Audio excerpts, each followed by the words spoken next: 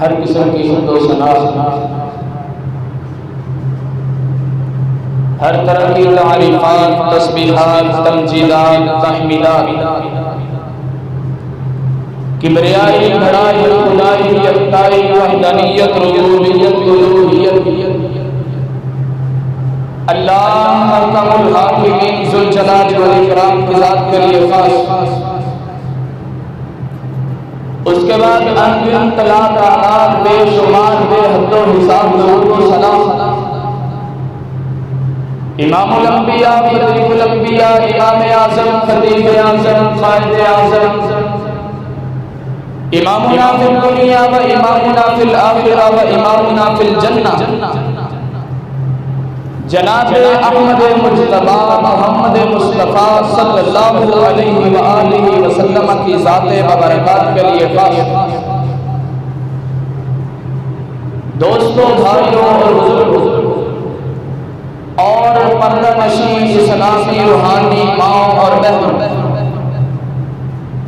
آج کے اس عظیم الشان خطبہ جمعہ مبارک کے اندر میں آپ احباب کے سامنے جس موضوع پر چند گزارشات کرنا چاہتا ہوں وہ ہے ذکر الہی۔ سب سے پہلے تو اللہ کے آگے دعا ہے کہ اللہ تعالیٰ مجھے قرآن و سنت کے مطابق حق سچ بیان کرنے کی توفیق عطا فرمائے۔ اس کے بعد مجھ سمیت ہم سب کو سنا کے اس پر عمل کرنے اور اس کو دوسروں تک پہنچانے کی بھی توفیق عطا فرمائے۔ دوستوں، بھائیوں اور بزرگوں، اللہ تعالیٰ نے انسان کو پیدا کیا، یہ بھی اللہ تعالیٰ کی ایک بہت بڑی نعمت ہے، اور پھر اللہ تعالیٰ نے ہمیں پیدا کر کے انسان بنایا اور انسان کو اشرف المخلوقات کا لقب دیا۔ یہ بھی ہمارے لیے اللہ تعالیٰ کی بہت بڑی نعمت ہے، اور پھر ہمیں اپنا محبوب پیغمبر دیا، وہ بھی اللہ تعالیٰ کا ہم پر بہت بڑا احسان ہے۔ اور پھر اس کے بعد اگر بندہ اپنے آپ کے اندر، اپنے وجود کے اندر، اپنے جسم کے اندر دیکھے، اللہ تعالیٰ نے بال دیے، یہ نعمت ہے، دیکھنے کے لیے آنکھیں دی، یہ نعمت ہے، چلنے کے لیے پاؤں دیے، یہ نعمت ہے، پکڑنے کے لیے ہاتھ دیے، یہ نعمت ہے، سونگھنے کے لیے ناک دیا، یہ نعمت ہے، سننے کے لیے کان دیے، یہ بہت بڑی اللہ تعالیٰ کی نعمتیں۔ اب سوال یہ پیدا ہوتا ہے کہ اللہ تعالیٰ نے ہمیں ہر وقت، ہر لمحہ، ہر لفظہ یاد رکھا، اس کے بدلے میں ہم اللہ کو کیا یاد رکھتے ہیں، اللہ کا کیا ذکر کرتے ہیں، اللہ کا کیا شکر بجا لاتے ہیں؟ ہمیں بھی یہ چاہیے کہ اگر اللہ تعالیٰ ہمیں کسی کام کے اندر نہیں بھولے تو ہم بھی اللہ تعالیٰ کو نہ بھول پائیں۔ اپنی زندگی کو اس طرح درست کرنا چاہیے کہ ہم ہر وقت، ہر لمحہ اللہ تعالیٰ کا ان نعمتوں کا شکریہ ادا کریں جو اللہ تعالیٰ نے ہمیں بے شمار بے حد حساب دے رکھی۔ اور پھر اللہ تعالیٰ نے اپنے قرآن کے اندر ارشاد فرمایا یا ایھا الذین آمنوا اذکروا اللہ ذکرًا کثیرا۔ اس آیت کے 3 حصے ہیں، غور کیجئے۔ پہلا حصہ یا ایھا الذین آمنوا، اے ایمان والو۔ پہلی چیز کیا ہے؟ اللہ تعالیٰ نے مخاطب کن کو کیا، اللہ تعالیٰ نے آرڈر کن کو دیا ہے، اللہ تعالیٰ نے حکم کن کو دیا ہے؟ اللہ تعالیٰ کے تمام بندے اللہ تعالیٰ کے ہیں، بے شک کوئی مسلمان ہو، بے شک کوئی غیر مسلم ہو۔ اللہ تعالیٰ نے یا ایھا الناس کہہ کر تمام کے تمام لوگوں کو مخاطب نہیں کیا۔ اللہ تعالیٰ نے یا ایھا المنافقون کہہ کر تمام کے تمام منافقوں کو مخاطب نہیں کیا۔ اللہ تعالیٰ نے یا ایھا الذین کفروا کہہ کر کر کافروں کو مخاطب نہیں کیا. اللہ تعالیٰ نے کہا یا ایھا الذین آمنوا. اس سے پتہ یہ چلتا ہے کہ یہ اعزاز صرف ایمان والوں کو حاصل ہے کہ اللہ تعالیٰ انہیں یاد رکھتا ہے. اللہ تعالیٰ کہتا ہے یا ایھا الذین آمنوا، اے ایمان والو تم اللہ کو یاد کرو. مطلب کیا ہوا؟ آج کا ایک انسان ہے، کسی کے ساتھ غصہ کر بیٹھا، ناراضگی شروع ہو گئی، اب وہ چاہتا ہے کہ میرا دشمن میرا تذکرہ کرے؟ ہرگز نہیں چاہے گا. ایک دوست ہے، یار ہے، بیلی ہے، سجن ہے، وہ چاہتا ہی یہ ہے کہ یہ ہر وقت میرا نام لیتا رہے، یہ میرے گنگنائے. اسی لیے اللہ تعالیٰ نے کہا یا ایھا الذین آمنوا، اے ایمان والو تم ایمان والے ہو، تم میرے قریب ہو، تم میرے بندے ہو، تم مجھے محبوب ہو، تم نے ذکر کرنا ہے، تم نے مجھے یاد رکھنا ہے. اور پھر دوسری چیز سوال یہ پیدا ہوا کہ یا ایھا الذین آمنوا، ایمان والے. ایمان والے ہے کون؟ مومن کسے کہتے ہیں؟ مسلم کسے کہتے ہیں؟ اب ان کو ذرا واضح کر لیں تاکہ ہمیں پتہ بھی چل جائے کہ ایمان والے مومن مسلم ہے کون. سب سے پہلی چیز نبی علیہ السلام نے فرمایا بنی الاسلام علی خمس. اسلام کی بنیاد 5 چیزوں پر ہے. اسلام کے بنیادی 5 رکن ہیں. اگر اسلام ایک عمارت ہے تو اس کے نیچے 5 ستون ہیں. وہ ستون کون سے ہیں؟ پہلے نمبر پر شہادت اللہ الہ الا اللہ، کہ تم نے گواہی دینی ہے، تم نے اقرار کرنا ہے، تم نے تسلیم کرنا ہے. کیا کرنا ہے؟ لا الہ الا اللہ، اللہ کے علاوہ کوئی عبادت کے لائق نہیں، اللہ کے علاوہ کوئی بگڑی بنانے والا نہیں، اللہ کے علاوہ کوئی مشکل کشا نہیں، اللہ کے علاوہ کوئی حاجت روا نہیں. تمام کی تمام چیزوں کو اقرار کر کے ان کو تسلیم کرنا ہے. اور اس کے بعد فرمایا پہلے حصے میں، پہلے رکن میں دوسری چیز یہ ہے وَأَنَّ محمد رسول اللہ، کہ رسول اللہ صلی اللہ علیہ وسلم، حضرت محمد صلی اللہ علیہ وسلم کو اللہ کا رسول ماننا ہے، اللہ کا نبی ماننا ہے، اللہ کی طرف سے بھیجا ہوا ماننا ہے. اس چیز کو تسلیم کرنا ہے. اور اس کے بعد تیسری چیز نماز ہے. نماز کو ادا کرنا ہے، نماز کو قائم کرنا ہے، نماز کے اندر سستی نہیں کرنی. آج کل ہمارا کیا حال ہو چکا ہے؟ ہم ایک دوسرے کو بجائے نماز کا درس دینے کے ہم یہ کہہ رہے کہ چھٹ پر نماز کیا. نہیں، ہمیں یہ چاہیے تھا کہ ہم نماز کا حکم دیں. یہ مسلمانی کے لیے یہ بہت بڑا فریضہ ہے کہ نماز کا حکم دو. نماز خود بھی پڑھو، لوگوں کو بھی پڑھاؤ. لیکن ہمارا رویہ غلط ہوتا جا رہا ہے. اس لیے ہم نے اپنے آپ کو صحیح کرنا ہوگا. اس کے بعد زکوٰۃ کو ادا کرنا ہے. اس کے بعد رمضان کے روزے رکھنے ہیں. اور اگر تمہارے پاس مال ہے، تمہارے پاس قوت ہے، جسمانی قوت موجود ہے، مالی قوت موجود ہے، تو اس زندگی میں ایک مرتبہ اللہ کا گھر یعنی بیت اللہ دیکھنا، حج کرنا فرض ہے. یہ 5 چیزیں میں نے آپ کو گنوائی جو مسلمان ہونے کے لیے انتہائی ضروری ہے. اس کے بعد آئیے آگے چلتے ہیں. مومن ہونے کے لیے کن چیزوں کی ضرورت ہے؟ مومن ہونے کے لیے کن چیزوں کو اپنانا ہوگا؟ مومن بننے کے لیے کن چیزوں پر عمل کرنا ہوگا؟ پیارے پیغمبر نے فرمایا کہ مومن ہونے کے لیے 6 چیزیں انتہائی ضروری ہیں. 6 چیزوں پر ایمان لانا ہمارے لیے واجب ہے، ہمارے لیے فرض ہے، ہمارے لیے ضروری ہے. پہلی چیز اللہ پر ایمان لانا.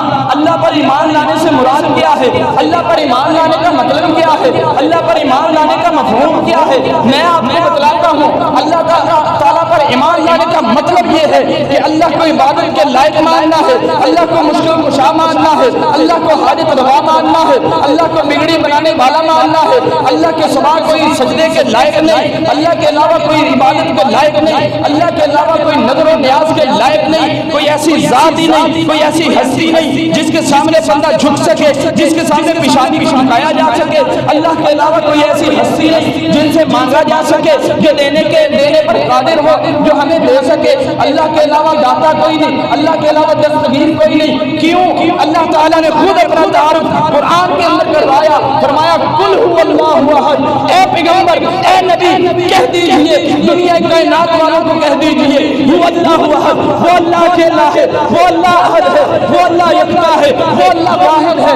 اللہ الصمد, وہ اللہ بے نیاز ہے, وہ اللہ کو کسی چیز کی ٹینشن کوئی نہیں, وہ اللہ کو کسی چیز کی پرواہ کوئی نہیں, اس اللہ کو کسی چیز کی فکر کوئی نہیں. لم یلد ولم یولد, نہ اس کو کسی نے جنا ہے, نہ وہ جنا گیا ہے, نہ وہ کوئی کسی کی اولاد ہے, نہ اس کی کوئی اولاد ہے, کسی نے اس کو جنم نہیں دیا, نہ اس نے کسی کو جنم دیا ہے. ولم یکن لہ کفوا احد, اس کا ہمسر بھی کوئی نہیں. صرف ایک یہ مسجد نہیں, صرف ایک گھر نہیں, ایک گلی نہیں, ایک محلہ نہیں, ایک گاؤں نہیں, ایک شہر نہیں, ایک صوبہ نہیں, ایک ملک نہیں, پوری دنیا جا کر کے ڈھونڈ لو, اللہ جیسا کوئی ہمسر, کوئی ثانی مل سکتا ہی نہیں.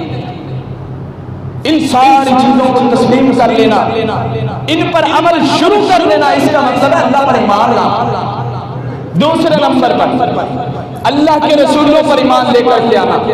اس سے قیامت کی مراد ہے, اس سے مراد یہ ہے کہ اللہ کی طرف سے جتنے بھی رسول آئے, جتنے بھی پیغمبر آئے, جتنے بھی نبی آئے, سب کو اللہ کے رسول ماننا, اللہ کی طرف سے بھیجا ہوا جاننا کہ یہ تمام کے تمام انبیاء یہ اللہ کی طرف سے آئے ہیں, یہ اللہ کا آرڈر لے کر کے آئے ہیں, یہ شریعت لے کر کے آئے ہیں, اور یہ ہمارے لیے جو کچھ بھی لے کر کے آئے ہیں سارا سچا اور سچا اور صاف ہے.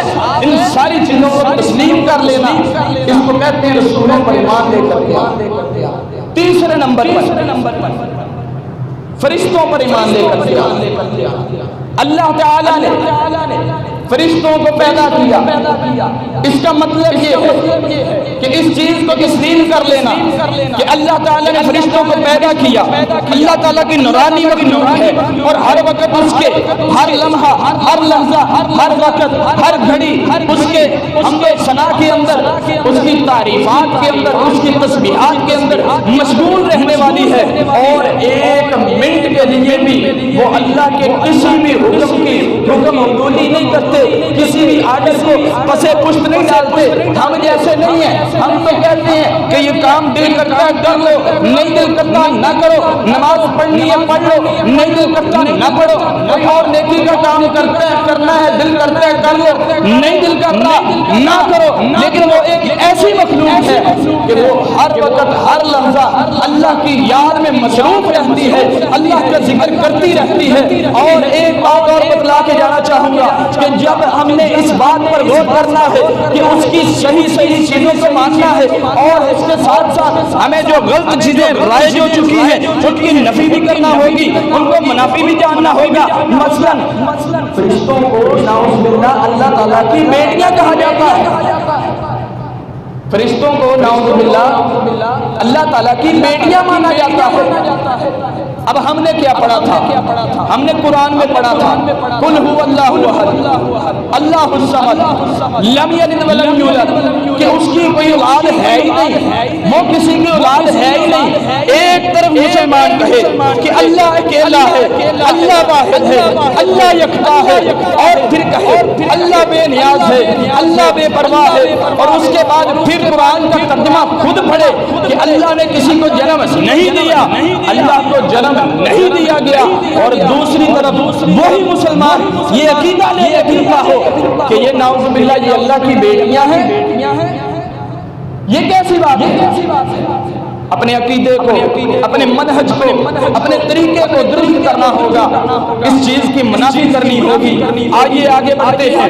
چوتھے نمبر پر اللہ کی کتابوں پر ایمان لے کر کے آنا. مطلب کیا ہے, مراد کیا ہے؟ مراد یہ ہے کہ اللہ کی طرف سے 4 کتابیں اور کچھ صحیفے نازل ہوئے, وہ اس کو ماننا کہ یہ سارے کے سارے صحیح ہیں, ان پر ایمان لے کر کے آنا, ان کو دل سے تسلیم کر لینا.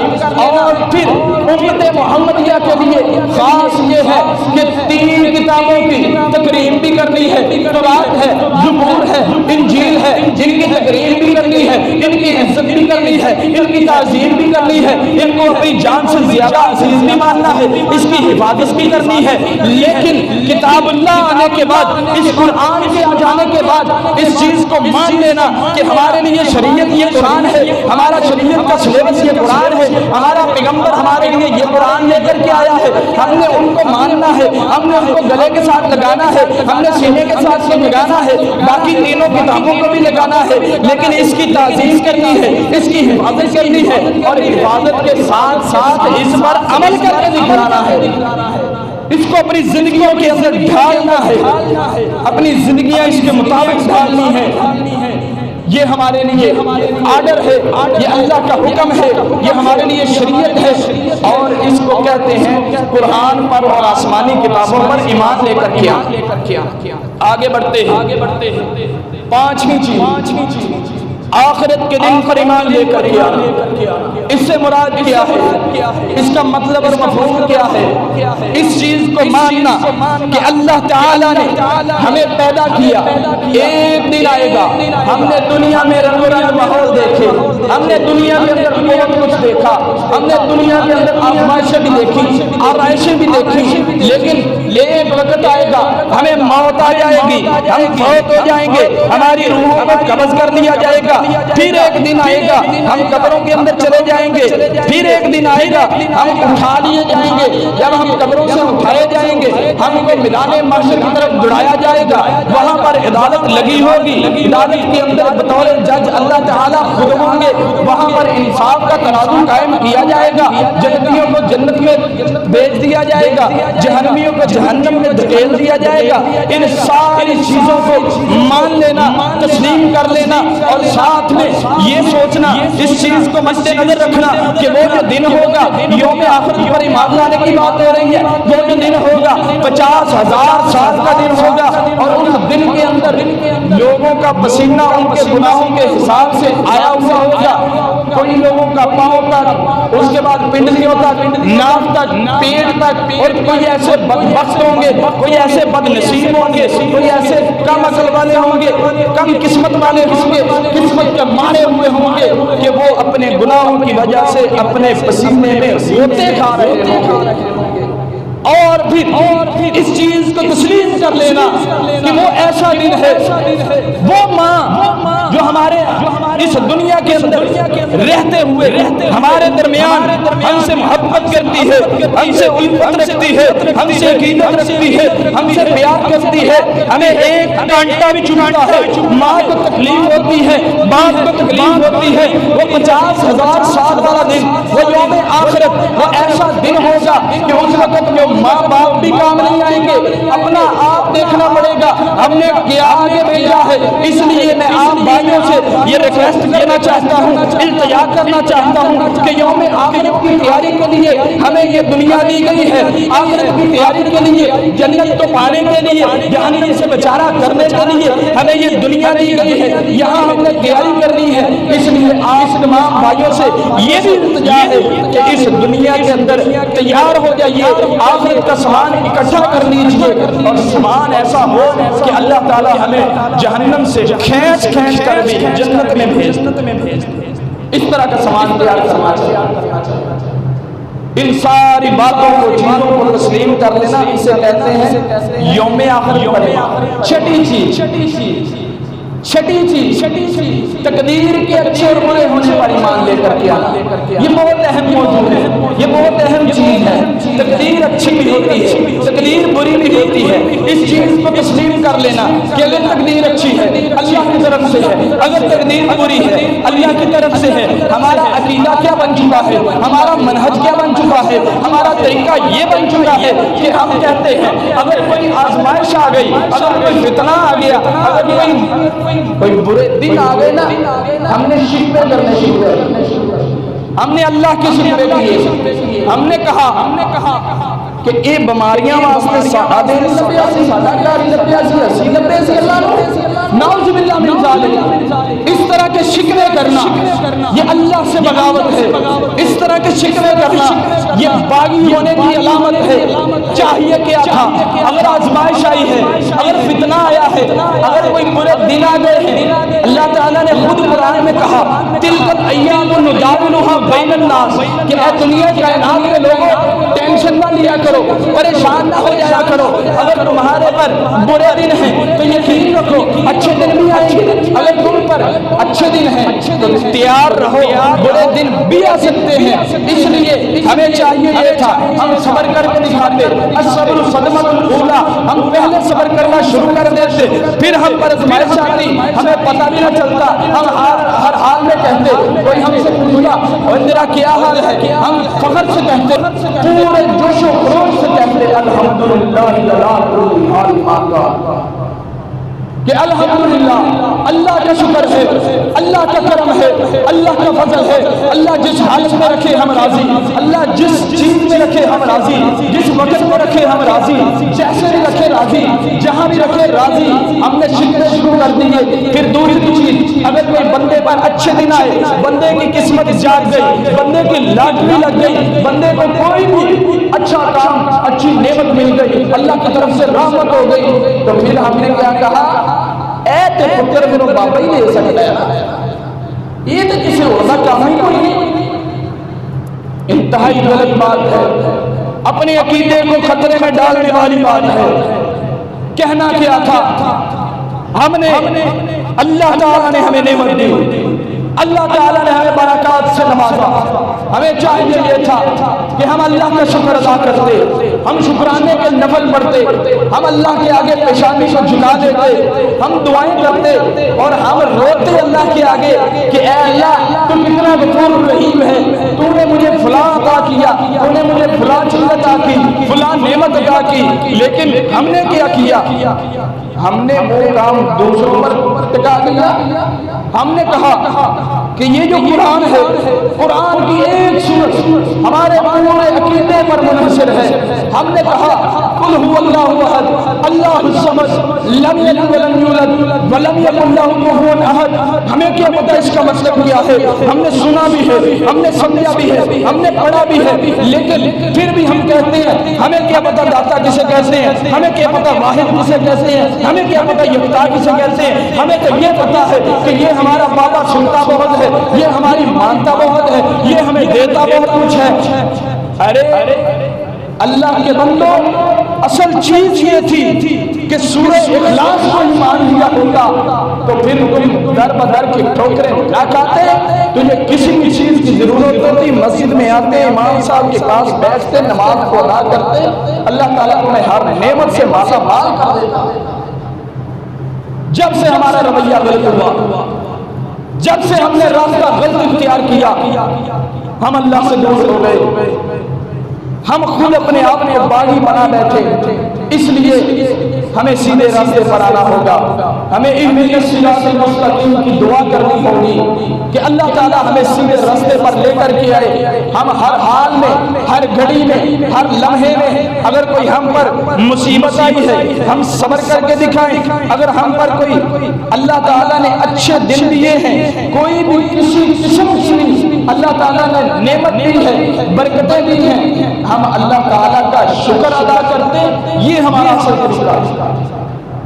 اور پھر یہ 6 چیزیں مومن ہونے کے لیے ضروری، پچھلی 5 چیزیں مسلم ہونے کے لیے ضروری۔ ہمیں یہ پتا چلا کہ جس کے اندر یہ 11 چیزیں ہیں وہ مومن ہے، مسلم ہے۔ میں عقیدے سے کہتا ہوں، میں دعوے سے کہتا ہوں، میں پکی اور ٹھکی بات کرتا ہوں، ہم جتنے بھی لوگ بیٹھے ہیں ہمارا عقیدہ ان 11 چیزوں پر بالکل منحصر ہے، ہم اس پر پکے ہیں، ہم اس کو مانتے ہیں، ہم اس کا اقرار کرتے ہیں، ہم اس کو تسلیم کرتے ہیں۔ پھر لوگوں تمہیں مبارک ہو، یا ایھا الذین آمنوا، اللہ تعالیٰ نے تمہیں کہا ہے تم اللہ کے قریب ہو، تم اللہ کے محبوب ہو، تم اللہ کے ولی ہو، تم اللہ کے دوست ہو۔ اور پھر دوستوں کے لیے اللہ تعالیٰ نے کہا کہ تمہیں تو کوئی خوف بھی نہیں ہوگا، تمہیں کوئی غم بھی نہیں ہوگا، لا خوف علیہم، تمہیں کوئی چیز کسی چیز کی ٹینشن نہیں۔ کیوں؟ تم میرے دوست ہو، تم میرے قریب ہو، تم میرے محبوب ہو، میں تم سے محبت کرتا ہوں، میں تم سے عقیدت رکھتا ہوں، میں تم کو اپنے ساتھ رکھتا ہوں، اپنی رحمت کے سائے کے نیچے رکھتا ہوں۔ اور پھر اس بات پہ ہمیں خوش ہونا چاہیے کہ اللہ تعالیٰ نے کسی اور کو نہیں ہمیں کہا، آپ کو کہا یا ایھا الذین آمنوا، اے ایمان والو۔ اب ہمیں آگے سے جواب نہیں دینا چاہیے، اللہ ہمیں بلائے ہم جواب نہ دیں، اس سے بڑھ کر اور کیا بدبختی ہو سکتی ہے، کیا بدنصیبی ہو سکتی ہے۔ اور پھر بات کو آگے بڑھائیے، آگے چلیے۔ اللہ تعالیٰ نے ہمیں بلایا، کہا یا ایھا الذین آمنوا، ایمان والوں نے جواب دیا جی اللہ لبیک، ہم حاضر ہیں، حکم کیجئے، آرڈر دیجئے۔ پھر ہمارے لیے حکم ہوا، ہمارے لیے آرڈر ہوا، اذکروا اللہ، تم ذکر کرو۔ پہلی چیز ذکر فرض ہے۔ کس طرح فرض ہے؟ جس طرح نماز فرض ہے، جس طرح روزہ فرض ہے، جس طرح باقی تمام فرائض ہم پورے کرتے ہیں، بالکل اسی طرح یہ ایک ذکر بھی فرض ہے۔ آپ پوچھیں گے وجہ کیا ہے، آپ کو کیسے پتہ چلا یہ ذکر کیسے فرض ہوا؟ الفاظ کو غور کیجئے گا، یا ایھا الذین آمنوا اذکروا، حکم کا صیغہ ہے، امر کا صیغہ ہے۔ اور جو لوگ مدرسے کے ساتھ منسلک ہیں، قاری صاحب موجود ہیں اور بھی بہت سارے لوگ موجود ہیں جو جانتے ہیں، تھوڑی سی گرامر پڑھی ہے، ان کو معلوم ہوگا الامر بالوجوب والنہی عن الحرام، کہ یہ قاعدہ ہے، یہ شریعت کا ایک اصول ہے کہ جب شریعت ہمیں کسی چیز سے منع کر دے حرام ہو جاتی ہے۔ اللہ تعالیٰ نے محمد رسول اللہ صلی اللہ علیہ وسلم نے شریعت نے ہمیں شراب سے منع کیا، ہمارے لیے حرام ہو گئی۔ اور شریعت جس چیز کا حکم دے دے وہ چیز واجب، لازم، ضروری اور فرض ہو جاتی ہے۔ اذکر اللہ، تمہیں اللہ کا ذکر کر نہیں کرنا ہے۔ دوسری چیز یہ ہے، سوال یہ پیدا ہوا، میں اب تیار ہو چکا ہوں، میں نے سن لیا ہے، میں نے مان لیا ہے، میں اللہ کا ذکر کرنے کے لیے ریڈی ہوں، لیکن مجھے پتہ کیسے لگے گا ذکر کہتے کسی نے؟ اب میں آپ کو یہ بھی بتلاؤں گا کہ ذکر کسے کہتے ہیں۔ ذکر سے ایسے بہت ساری چیزیں ہیں جن چیزوں سے اللہ کا ذکر ادا کیا جا سکتا ہے، لیکن ان میں سے صرف 3 چیزیں میں آپ کے سامنے رکھنا چاہتا ہوں۔ پہلی چیز نماز ہے۔ آپ کہیں گے کہ نماز کس طرح کا ذکر ہے؟ نماز جو ایک الگ فریضہ ہے لیکن یہ ذکر بھی ہے۔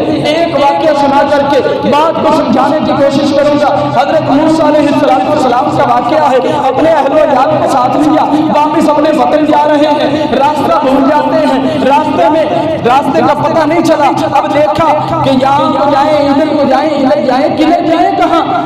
پھر دیکھتے ہیں کہ ایک روشنی نظر آ رہی ہے، آگ چل رہی ہے۔ موسیٰ پیغمبر نے اپنے اہل عیال سے کہا آپ یہاں پر رکیے، میں جاتا ہوں، آگ کے پاس جاتا ہوں، وہاں سے آگ لے کر کے آؤں گا، یا کوئی وہاں پر شخص مل جائے گا، کوئی انسان مل جائے گا، میں اس سے رہنمائی حاصل کروں گا، یا پھر آگ لے کر کے آئیں گے۔ قرآن کے الفاظ ہیں اگر اور پوچھنا ہوا آگ کو سیک لیں گے، فائدہ تو ہوگا نا۔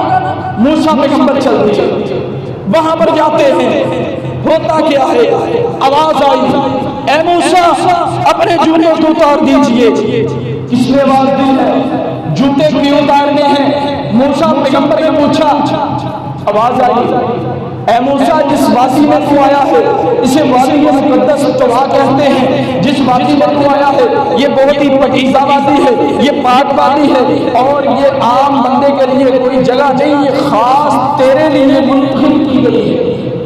پھر پوچھا گیا مجھے بات دینے والا ہے کون؟ آواز آئی انی انا اللہ، اے موسیٰ پیغمبر میں تیرا رب ہوں۔ آواز کیوں نہیں آئی؟ آواز دی کیوں ہے؟ مجھے بلایا کیوں ہے؟ مسئلہ کیا ہے؟ معاملہ کیا ہے؟ ماجرا کیا ہے؟ آواز آتی ہے میں نے آپ کو چن لیا ہے۔ اللہ جی کس کام کے لیے چنا ہے؟ کن لوگوں کے اندر چنا ہے؟ فرمایا کہ میں تمہیں پیغمبر بنانے والا ہوں، میں تمہیں نبوت عطا کرنے والا ہوں۔ جی ٹھیک ہے، باتیں ہو گئی، کانفرنس ہو گئی، ملاقات ہو گئی، مجلس ہو گئی، اب جدائی کا وقت آ گیا۔ یہاں پر غور کیجیے گا، ایک مسئلہ اور چھوٹا سا بڑا دلچسپ میں آپ کو سمجھانا چاہتا ہوں۔ 2 دوست آپس میں اکٹھے ہوئے، یہ دنیا داری کی بات کر رہا ہوں مسئلے کو سمجھانے کے لیے۔ 2 دنیا دار اکٹھے ہوئے، 10 سالوں کے بعد، 15 سالوں کے بعد، شاید وہ رشتے دار تھے، شاید وہ ایک دوسرے کے دوست تھے، بے یار تھے، سجن تھے۔ جب دیکھا کہا بڑی بات ہے تم مجھے مل گیا، باتیں ہوئی، مناجات ہوئی، آپس کے اندر باتیں کی۔ جب جدائی کا وقت آیا نا، دوست نے دوست سے کہا اے دوست اب تو جا رہا ہے، میں اپنے گھر جا رہا ہوں، جدائی کا وقت آن پڑا ہے، لیکن اب میں اگر تجھے ملنا چاہوں گا، تیرا دیدار کرنا چاہوں گا، کس طرح کر سکوں گا؟ ہم کیا کرتے ہیں، اپنا نمبر دیتے ہیں، یہ میرا نمبر ہے، کال کر لینا، بات ہو جائے گی، موبائل میں سیو کر لینا، واٹس ایپ آن کرنا، ویڈیو کال بھی ہو جائے گی، دیدار بھی ہو جائے گا۔ اب آئیے اصل معاملے کی طرف۔ جب موسیٰ پیغمبر کی جدائی کا وقت آیا، موسیٰ پیغمبر نے کہا، ایک طرف موسیٰ پیغمبر ہے، دوسری طرف رب تعالیٰ ہے، دوسری طرف مالک ہے، ایک طرف مخلوق ہے، دوسری طرف خالق ہے۔ کہا کہ اے اللہ، میں نے اب تو باتیں کر لی، میں نے تیرے ساتھ مکالمہ کر لیا، مجھے بہت مزہ آیا، جدائی کا وقت آن پڑا ہے، اب میں دوبارہ تیرے ساتھ کیسے ملاقاتیں کروں گا؟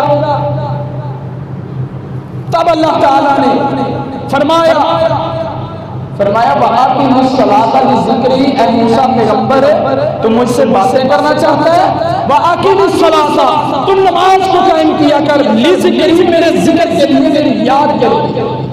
اس سے ثابت یہ ہوتا ہے کہ نماز پڑھنا اللہ کا ذکر ہے، نماز پڑھنا اللہ کی یاد ہے، نماز پڑھنا اللہ سے ملاقات ہے۔ اس لیے نماز پڑھا کیجئے، نماز کو اپنی زندگی کے اندر شامل کر دیجئے۔ دوسری چیز، وقت بہت کم ہے، شارٹ بیان کرتا ہوں۔ دوسری چیز قرآن ہے، قرآن کو پڑھنے سے اللہ کا ذکر ہوتا ہے، قرآن کو پڑھنے سے اللہ کی یاد تازہ ہوتی ہے، قرآن کو پڑھنے سے اللہ سے مکالمہ ہوتا ہے، قرآن کو پڑھنے سے اللہ سے باتیں ہوتی ہیں، قرآن کو پڑھنے سے اللہ سے مناجات ہوتی ہیں، قرآن کو پڑھنے سے دل میں سکون آتا ہے، دل میں سرور آتا ہے، دل خوش ہو جاتا ہے، روح خوش ہو جاتی ہے۔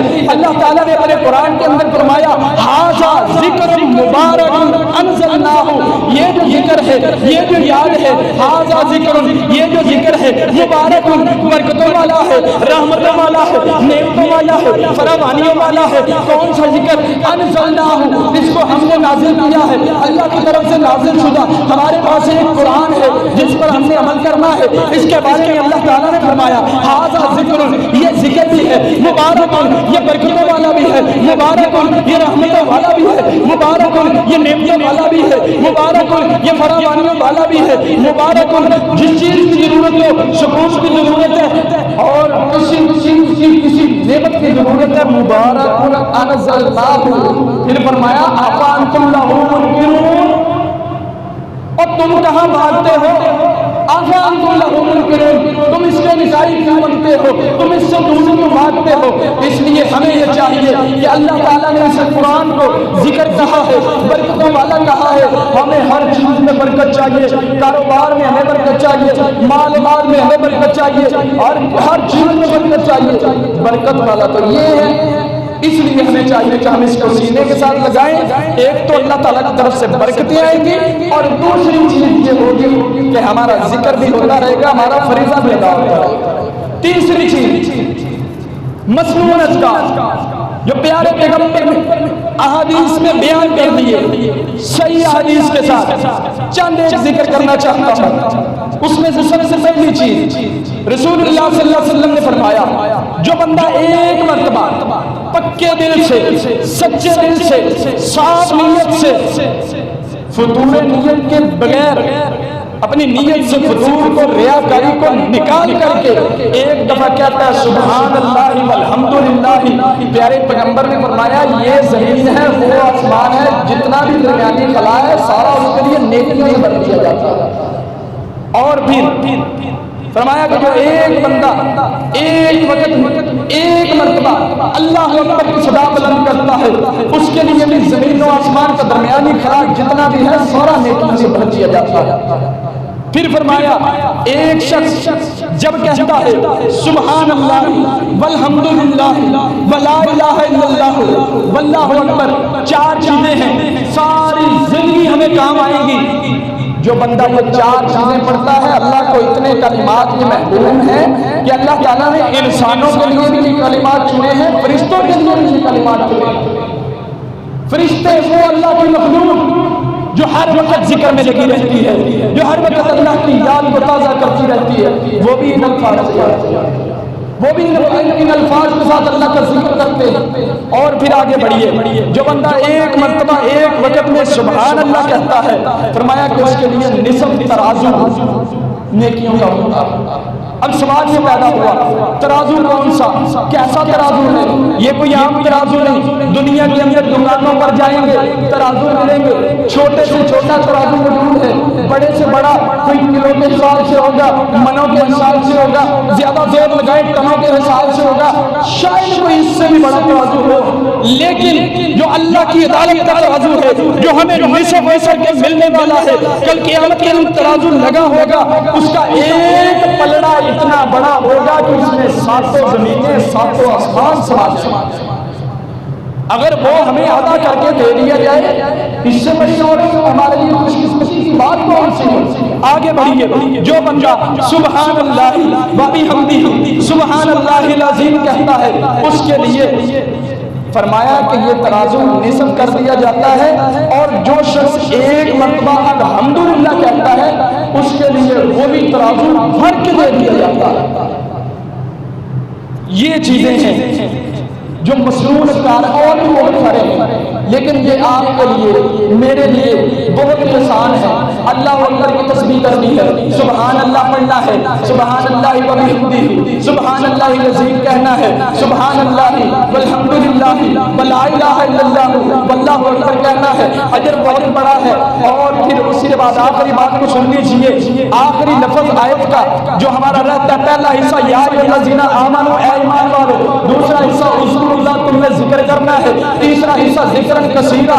ذکرن کثیرہ کا ترجمہ کیا ہے کہ اے ایمان والو تم نے ذکر بھی کرنا ہے، ذکرن کثیرہ کثرت کے ساتھ ذکر کرنا ہے، اور اس سے مراد یہ ہے کہ جو انسان زیادہ ذکر کرے گا، اور اس میں کوئی مد ہماری بات نہیں، اللہ تعالیٰ نے قرآن میں کھول کر بیان کیا ہے وَالذَّاكِرِينَ اللَّهَ كَثِيرًا، کہ جو اللہ تعالیٰ کا زیادہ ذکر کرنے والے مرد ہیں، وَالذَّاكِرَاتِ اور زیادہ ذکر کرنے والی عورتیں ہیں، اس میں مرد بھی شامل ہیں، اس میں عورتیں بھی شامل ہیں۔ فرمایا کہ جو عورت ہوگی، جو مرد ہوگا، اللہ کا ذکر کرے گا، کثرت کے ساتھ ذکر کرے گا، اس کے لیے عبد اللہ کہ اس کے لیے مغفرت کو بھی تیار کر دیا ہے، وہ بڑے اجر کو بھی تیار کر دیا ہے۔ دوسرے نمبر پر فرمایا قرآن کے اندر فَاذْكُرُونِي أَذْكُرْكُمْ وَاشْكُرُونِي وَلَا تَكْفُرُونَ، فَاذْكُرُونِي أَذْكُرْكُمْ، یہی ہمارے لیے ایک لفظ کافی ہے کہ فَاذْكُرُونِي تم میرا ذکر کرو، أَذْكُرْكُمْ میں تمہارا ذکر کروں۔ اگر ہم اللہ کا ذکر کریں، ہم کریں گے اپنا فریضہ سمجھ کر، ہم کریں گے برکتیں حاصل کرنے کے لیے، ہم کریں گے اولاد لینے کے لیے، ہم کریں گے مال و دولت میں اضافے کے لیے، رزق میں اضافے کے لیے، لیکن اللہ ہمیں یاد کرے گا تو مقصد ہے۔ اگر اللہ نہ بھی یاد کرتا ہمارا پھر بھی گزارا ہو جانا تھا، لیکن ہم کیسے خوش نصیب ہوں گے کہ اللہ تعالیٰ ہمارا ذکر کرتا، اور وہ بھی ایک فرشتوں کی عظیم ترجمہ۔ اس لیے آپ سب بھائیوں سے گزارش یہ ہے، سب ماں بہنوں سے یہ گزارش ہے کہ ہر وقت، ہر لمحہ، ہر گھڑی نماز پڑھتے رہے، قرآن پڑھتے رہے، ذکر و اذکار کرتے رہے۔ اللہ سے دعا کرتے ہیں اللہ تعالیٰ ہماری زبانوں پر ذکر و اذکار فرمائے۔ وآخر دعوانا ان الحمد للہ۔